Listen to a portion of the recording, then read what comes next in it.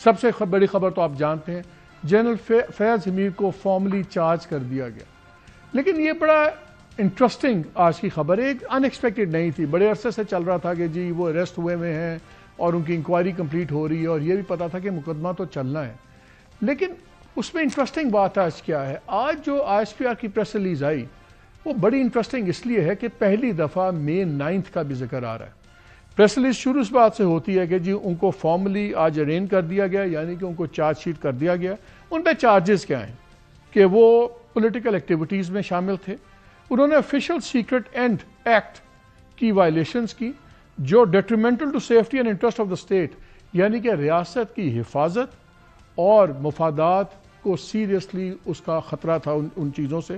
Miss use of authority اور government کی جو ان کی ریسورسز تھیں ان کو رانگ اور نقصان پہنچایا بہت سے لوگوں کو. لیکن اس پہ جو سیکنڈ پیرا آیا وہ ہے اصل پیرا، جو ایک کلنگ پیرا ہے، جو کہ عمران خان صاحب کے لیے اور پی ٹی آئی کے لیے بہت بڑی پریشانی کا سبب بن سکتا ہے. لکھا ہے کہ انویسٹیگیشن جب چل رہی تھیں during the process lieutenant general Faiz Hameed retired کی انوالومنٹ نکلی events related to creating agitation and unrest, کہ جس میں یہ فساد اور انسٹیبلٹی یہ سارا leading up to multiple incidents including but not limited to 9 May 2023 incident for fomenting instability, یعنی کہ ان چیزوں کے علاوہ ایک بہت زیادہ چیزوں میں ان کی انوالومنٹ نکلی جو صرف مئی 9 سے تک محدود نہیں ہے، اس سے زیادہ بھی ان کا پھیلاؤ تھا. اور انہوں نے انسٹیبلٹی ملک میں پھیلائی at the behest of and inclusion with vested political interest, کسی کے ایما پہ، کسی کے سیاسی ایما کے اوپر مقاصد کے لیے مل کے کام کرایا. اب ہمیشہ سے لنکیج ان کا بنایا گیا کہ عمران خان صاحب کے ساتھ ان کے ساتھ، سو آبویسلی یہ ریفرنس صرف پی ٹی آئی کی طرف ہے اور تو کوئی ریفرنس بنتا نہیں ہے. آپ کو تو یاد ہے تب بھی جھگڑا بڑا تھا جب ان کو ہٹایا تھا ڈی جی آئی ایس آئی سے اور ان کو کور کمانڈر پشاور لگایا گیا اور جنرل ندیم کو لگایا گیا ڈی جی آئی، تو 3 ہفتے تک پرائم منسٹر آفس نے اس کا نہیں اوکے کیا تھا، اور پھر 3 ہفتے کے بعد فارمل اناؤنسمنٹ ہوئی تھی. یہاں تک وہ لنک اپ تھا. اور ان کا کہ یہ جو معاملہ ہے یہ سیپریٹلی انویسٹیگیٹ ہو رہا ہے، یعنی کہ ابھی یہ کھلی ایف آئی آر ہے، ابھی اس میں بہت کچھ آگے ایڈ آن ہو بھی سکتا ہے. اچھا، اب پہلی جب اطلاع آئی تھی وہ اگست 12 کو تھی، جس دن یہ اریسٹ ہوئے تھے. تب آئی ایس پی آر نے بتایا کہ جی سپریم کورٹ نے آرڈر دیا ہے ٹاپ سٹی والے معاملے میں ان کا انویسٹیگیشنز کریں، سب کچھ کریں. تو اس کے بعد ہم نے انکوائری شروع کی، اور اس کے بعد اس میں لکھا ان ایڈیشن اس کے علاوہ multiple instances of violation of Pakistani act post retirement have also been established, اور فیلڈ کورٹ جو کورٹ مارشل کا پروسیس ہے ہم نے سٹارٹ کر دیا. 12 اگست کو یہ تھا. پھر 15 اگست کو ایک اور انٹرسٹنگ ایس پی آر نے ہمیں انفارمیشن دی. اس میں لکھا کہ جی ان کنیکشن اسی پروسیڈنگز میں 3 اور ریٹائرڈ آفیسرز بھی ہیں، وہ بھی ملٹری کسٹڈی میں ہیں، اور وہ بھی ابھی تک کسٹڈی میں ہی ہیں، اور اب آبویسلی ان کا بھی ٹرائل ساتھ ہی ہوگا. یہ میں آپ کو کیوں بتا رہا ہوں؟ یہ میں اس لیے بتا رہا ہوں کہ اب خبریں کچھ اور بھی آ رہی ہیں، کچھ اس قسم کی کچھ سورسز بھی کلیم کر رہی ہیں کہ شاید اس میں بریگیڈیئر لیول کے افسران بھی ہیں، کہ شاید اس میں سے ایک آدھا افسر کوئی وعدہ معاف گواہ بھی بن گیا ہوا. پہلے ہم سنتے تھے کہ جنرل فیض حمید صاحب تو وعدہ معاف گواہ نہیں بن رہے، لیکن اب یہ ہو سکتا ہے کہ there might be a third person جو وعدہ معاف گواہ ہو. یہ امپورٹنٹ اس لیے ہے کہ ایک میں چیز آپ نے واضح کر دوں کہ جو اس میں بہت سے سوال دوستوں نے مجھے میسج بھی کیا کہ اس پہ ذرا پتہ کیجئے کہ جو آفیشیل سیکرٹس ایکٹ ہے اس کی کیا وائلیشن ہوگی اگر وہ بقول گورنمنٹ کے اور دوسرے سورسز کے کہ جی وہ گیم کر رہے تھے، خان صاحب کے ساتھ تھے، واٹ ایور.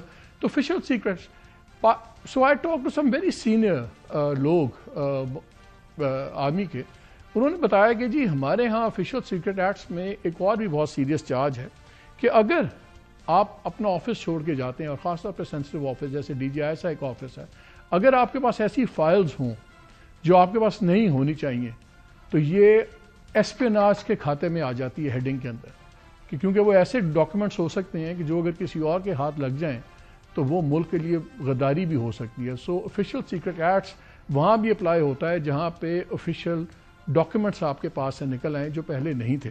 اور وہ میں اس لیے آپ کو پوائنٹ آؤٹ کروں کہ آپ کو یاد ہوگا کہ جب جنرل باجوہ آرمی چیف تھے اس زمانے میں 2 بریگیڈیئرز جو سزائے موت ہوئی تھی، اور ایک جنرل صاحب تھے لیفٹیننٹ جنرل صاحب، جن کو 14 سال کی قید ہوئی تھی.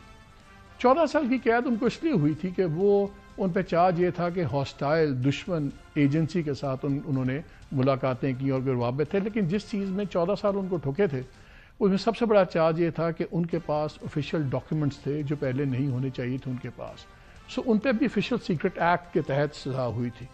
اور اگر یہ ایسپینیس کی بات ہو جاتی ہے تو پھر ہم سزائے موت بھی دیکھ رہے ہیں، وہ بھی اس حد تک جاتے ہیں. میوٹنی کا لفظ کہیں نہیں ہے، جیسے ہم کہہ رہے تھے میوٹنی بہت سے گورنمنٹ کے لوگ کہہ رہے تھے. میوٹنی اسٹیبلش کرنا بہت مشکل ہے، لیکن espionage at one level official secret act کے تحت آسان ہو جاتا ہے. اور جو انہوں نے باتیں کی ہیں اس کے مطابق جو آج ان کا پیرا جو آئی ایس پی آر کی پریس ریلیز ہے، اس میں اب آپ آفیشیل سیکرٹ ایکٹس کو ہلکا مت لیں. This is a very very serious charge. Process کیا تھا؟ پروسیس یہ ہے کہ کورٹ آف انکوائری پہ ہوتی ہے جب پہلے شکایت آتی ہے. اس کے بعد اگر وہاں پہ انیشل فائنڈنگز یہ ہوں کہ مقدمے میں کافی جان ہے تو پھر سمری آف ایویڈنس ہوتی ہے، اس سارٹ آف چارج شیٹ ہوتی ہے. سمری آف ایویڈنس فیض حمید صاحب کو بھی جب دی گئی تو اس کے اندر وہی والا سسٹم ہے کہ اس اکیوز کے سامنے ایویڈنس ریکارڈ ہوتی ہے اور اس کو اجازت ہوتی ہے وہ کراس کویسچننگ بھی کرتا ہے وٹنسز وغیرہ کی. وہ جناب انہوں نے بھی کی. اس کے بعد جیک برانچ جو ہے جج ایڈوکیٹ جنرل جو لیگل برانچ ہے آرمی کی، اس کو فائنڈنگز بھیج دی جاتی ہیں ویٹ کرنے کی. اگر اس کورٹ آف انکوائری نے سمری آف ایویڈنس کے بعد یہ فیل ہو رہا ہو کہ مقدمے میں جان ہے بننا چاہیے تو وہ جیک برانچ جاتا ہے. جیک برانچ جب ویٹ کر کے کہہ دے کہ اس کیس میں جان ہے تو پھر چارج شیٹ سرو کر دی جاتی ہے. منیمم اس میں شرط یہ ہے کہ 24 گھنٹے پہلے ہونا چاہیے اور ایکیوز کو آپ دیتے ہیں. اس کے بعد ٹرائل شروع ہو جائے گا. ٹرائل کے بعد جب ورڈکٹ عدالت اپنی پہنچ جائے گی اور یہ ٹرائل کرے گا ایک میجر جنرل اور 2 بریگیڈیئرز. یہ جے ایچ کیو میں نہیں ہوگا، یہ کسی فارمیشن کے اندر ہوگا، 10 کور 5 کور واٹ ایور وہ طے کریں گے آرمی چیف یا واٹ ایور ان کا سسٹم ہے. وہاں پہ ٹرائل ہوگا اور میجر جنرل پلس 2 بریگیڈیئرز یہ ٹرائل کریں گے. اگر ورڈکٹ آتا ہے گلٹی کا تو وہ دوبارہ جیک برانچ کے پاس جاتا ہے. جیک برانچ اس پہ اپنی فائنل کر کے آرمی چیف کو بھیجتی. آرمی چیف کے پاس یہ اختیار بھی ہے کہ سزا سیٹ اسائڈ کر دیں یا اس کو ریٹیفائی کر دیں. ریٹیفائی کریں گے تو امپلیمنٹ ہوگی. اگر بڑی سزا ہے امپلیمنٹ ہو جاتی ہے تو پھر ایکیوز کے پاس چانس ہوتا ہے، موقع ہے کہ وہ ہائی کورٹ بھی جا سکتا ہے، سپریم کورٹ بھی جا سکتا ہے. یہ ہے پروسیس. میری آج جب لوگوں سے بات ہوئی انہوں نے بتایا کہ جب چارج شیٹ ہوتی ہے تو آرمی کے اندر یوزلی میکسیمم 1 ہفتے کا ٹائم دیا جاتا ہے کہ آپ اپنا لائر انگیج کر لیں. آرمی کا بھی لے سکتے ہیں، سویلین بھی لے سکتے ہیں، اور اس کے بعد 2 سے 4 ہفتے میکس ٹرائل چلے گا.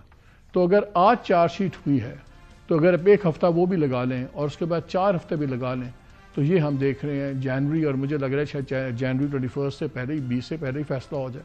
آئی ڈونٹ نو، لیکن یہ ہے اس وقت سچویشن. اور جو سب سے بڑی پریشانی کی بات سب کو لگ رہی ہے وہ یہ ہے کہ یہ جو ویسٹڈ پولیٹیکل انٹرسٹ اور May 9 جب ذکر آ گیا ہے تو اس کا تو امپیکٹ سیدھا عمران خان صاحب کے مستقبل پہ ہوگا. اور اسلام آباد کے اندر بہت سے لوگ اس کو اس طرح بھی انالائز کر رہے ہیں کہ شاید یہ اطلاع خان صاحب کو تھی، اس لیے جب 24 کا دھرنا ہوا ہے ایمرجنسی اور پھر اس کے بعد اب سول نافرمانی بھی ہوئی ہے تو ان کا خیال ہوگا کہ اتنا بڑا ایک پریشر کریٹ کیا جائے کہ ایٹ لیسٹ ان کی چیزیں سائٹ پہ کسی اور طریقے سے زاویے کوئی گفتگو شروع ہو. دوسری طرف بڑا امپورٹنٹ کیس سپریم کورٹ میں چل رہا ہے اور وہ ہے سویلینس کے ملٹری ٹرائل کا. وہ اب 12 تاریخ اس کی ڈیٹ پڑی ہے. آپ کو یاد ہے کہ پہلے جب یہ ہوا تو 7 ممبر بینچ نے کہا کہ سویلینس کا ٹرائل نہیں ہو سکتا. پھر گورنمنٹ نے اپیل کی، پھر جسٹس طارق والے بینچ نے کنڈیشنل اپروول دیا کہ آپ ٹرائل کریں، آپ فیصلے نہیں سنا سکتے جب تک یہ فیصلہ نہ ہو جائے. سو اب 7 ممبر بینچ کے سامنے یہ مقدمہ بھی ہے اور یہ اب بڑا ہی کرٹیکلی امپورٹنٹ ہو گیا کیونکہ جنرل فیض حمید تو چلیں فوجی تھے، ان کو تو آرمی ایکٹ اپلائی ہو رہا تھا. اگر یہ جو آج اشارہ آ رہا ہے کہ یہ پی ٹی آئی کی طرف جا سکتی ہے بات یا عمران خان صاحب کی طرف جا سکتی ہے تو پھر اس کے بڑے سیریس پولیٹیکل ریمیفیکیشنز ہیں.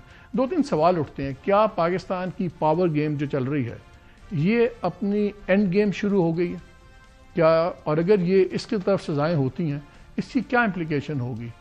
خان صاحب نے ہم نے دیکھا ایک نیگوشیشن کمیٹی بنا دی ابھی پھر ایک دفعہ، لیکن گورنمنٹ کا کوئی ارادہ نظر نہیں آ رہا ان سے بات کرنے کا، اس کا جواب تک نہیں دیا جا رہا. بلکہ اگر آج عمران خان آپ پرائم منسٹر شہباز شریف صاحب کی باتیں سنیں تو وہ تو بھی اور رگڑنے کے موڈ میں. گورنمنٹ کا رویہ بہت سخت ہوتا جا رہا ہے. ہم نے 2-3 ایفرٹس دیکھی تھی عمران خان کی طرف سے ٹو برنگ اٹ ڈاؤن. ان کی اہلیہ کا ایک ویڈیو سٹیٹمنٹ نکلا جس میں انہوں نے کہا کہ ہم اداروں کو مخاطب کر کے ہم کہہ رہے ہیں کہ ہمارا کوئی وینجنس نہیں ہوگا، کوئی انتقام نہیں ہوگا، لیکن لگتا ہے کہ وہ اب چیزیں شاید اس سے آگے چلی گئی ہوئی ہیں. سو کہاں جائے گی بات اب؟ ہمارے ساتھ اسٹوڈیو موجود ہیں شیخ افضل مروت صاحب، سینئر لیڈر